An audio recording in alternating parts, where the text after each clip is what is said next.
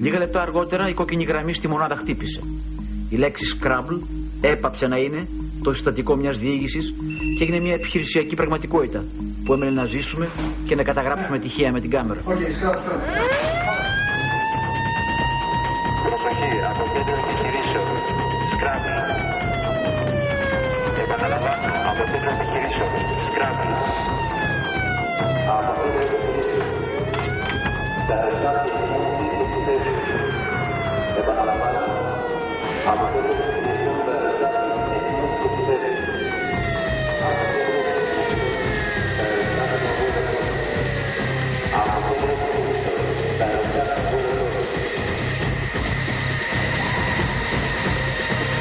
Πριν από 5 λεπτά με τους πιλότους των αεροσκαφών F-16 κουβεντιάζαμε, είχαμε μια φιλική κουβέντα και πίναμε καφέ. Ξαφνικά σήμανε Scrabble, συναγερμός. Αυτό σήμαινε πως σε μερικά δευτερόλεπτα έπρεπε να περάσουν από την ειρηνική ζωή στον πόλεμο. Ευχόμαστε να φύγουν και να επιστρέψουν σόι.